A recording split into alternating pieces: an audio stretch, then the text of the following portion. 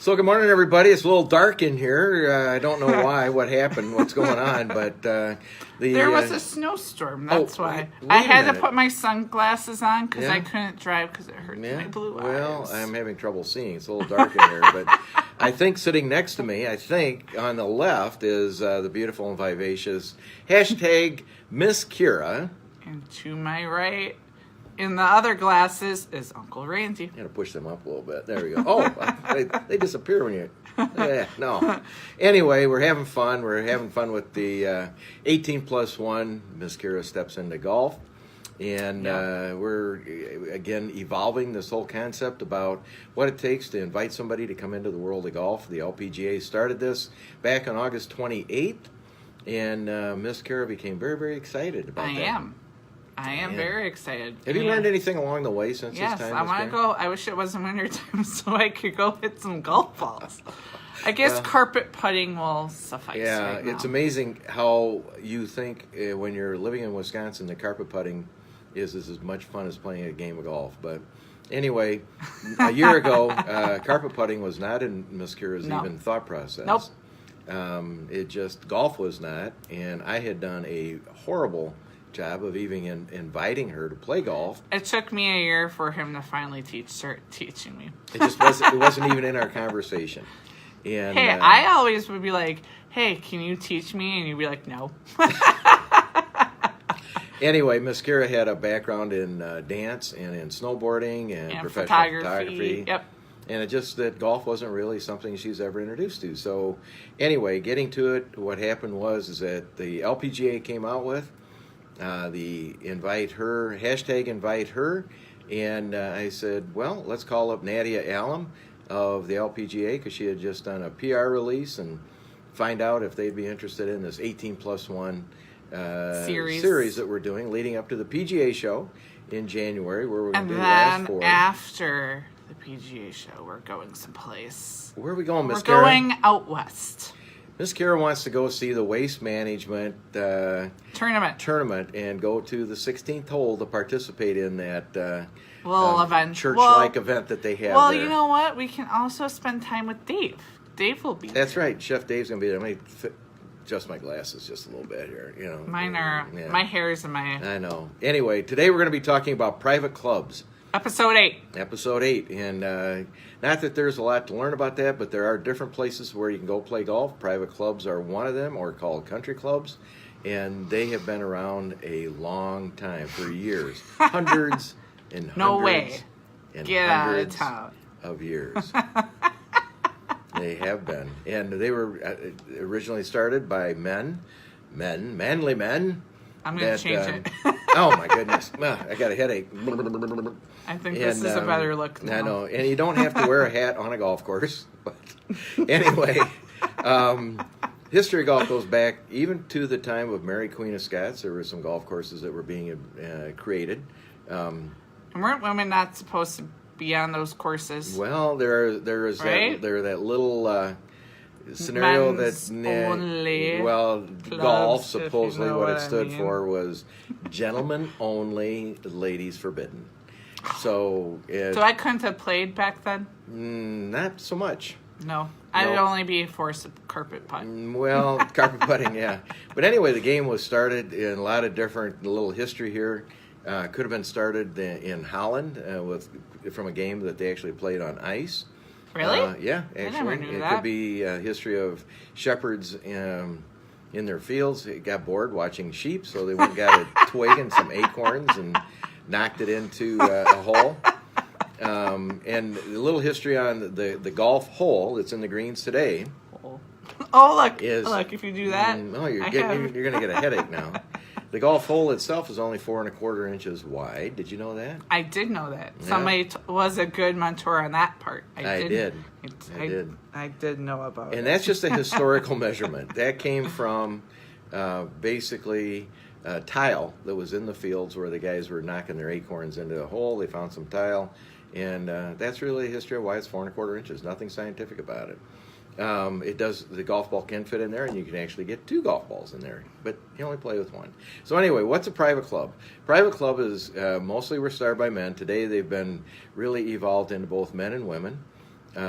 being able to join clubs and becoming equity members. And what does that mean to be an equity member, Miss Kira? I have not a clue. That's what this I don't know.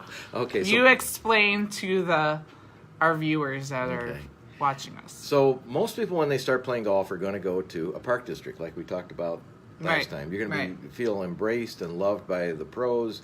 People are going to be, in blue jeans and T-shirts. Like what I'm wearing right now. Go have fun, have a hot dog, a Diet Coke, or a Coke, whatever you want. Just go and have fun. Play your radio. Be obnoxious. Like on this 9th or 18th or 16th hole. Well, that's just such a different... You're talking about waste management again. Okay. But somebody's fixated on getting there. But anyway, private clubs generally are going to have a membership fee. It's going to be a little bit bigger because you're going to be looking to have a food requirement. What that means is you're going to be going out there, if you're in business, having a place where you can have a business lunch. Yep. We've done that a couple times. Yeah, a lot of businesses transacted on golf courses, particularly private clubs.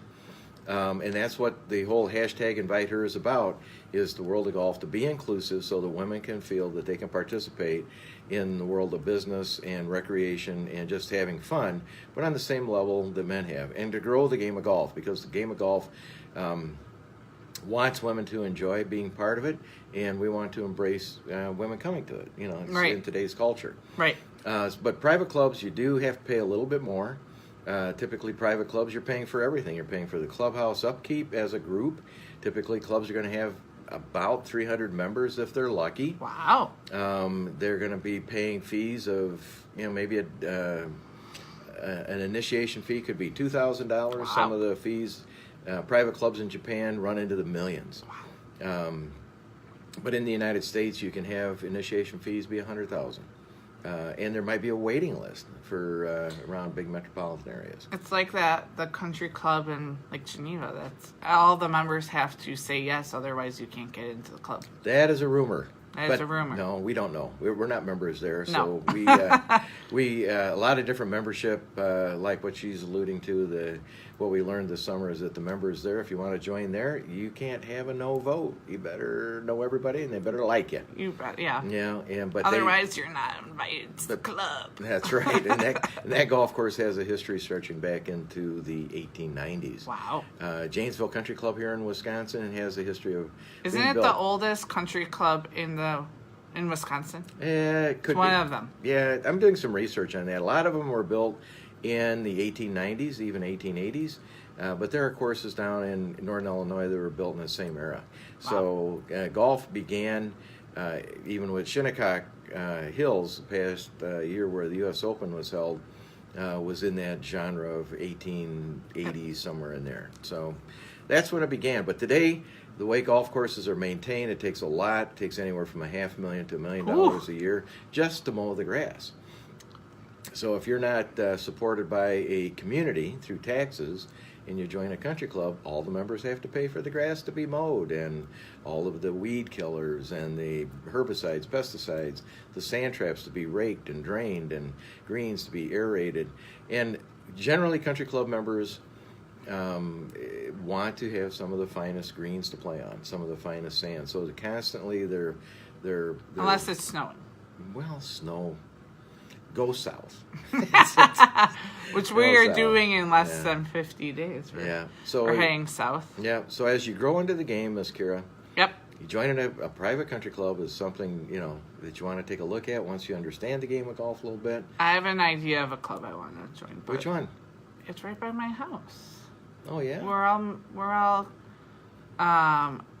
work out at the workout center / spa. Oh. It's where the old Playboy Mansion was, and I'm just gonna leave that as that.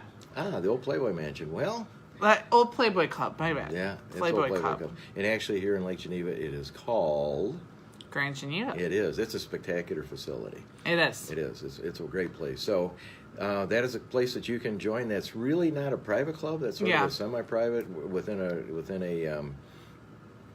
It's a resort. A resort, but.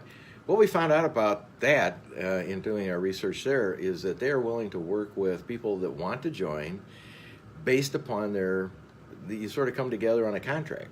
Yeah. They have multiple different kinds of opportunities to join there. So They have a beautiful golf course. They do. And I've driven past it. They do. Jack Nicklaus, it's a Jack Nicklaus designed course and redesigned by him. They actually have 2 courses that you can play. Driving range, a great workout facility, good teaching pros that I met. Alex that's over there, and a great spa. So good and food. Gym. Yeah, great place. That's unsolicited, by the way. They didn't pay us for that. No, so I'm just telling people. Right, did you know that their little pond is, if you fly over it, that it looks still like a Playboy bunny? I did not know that. Now you do. Now I do. Anyway, we learned something all day. Anyway, we want to keep it short. Private clubs have a little bit different bent on them, and if they say private, that's typically what they mean. They typically might have a guardhouse that you can go and ask if you can go in and do a tour. Sometimes, if you're at Augusta National, not going to happen. Nope, not going to happen. Yeah, I don't think that's going to work. No, in fact, to join Augusta National, you can't apply. They just send you an invitation to join. So we'll get into this. Wait, I have a question about that. How many members does Augusta actually have? I have no clue. No clue? No, it's a private club.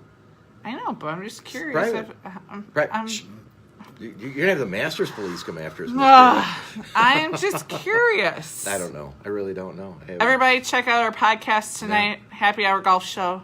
Yeah. Present to you by Links and Libations. We'll be on there.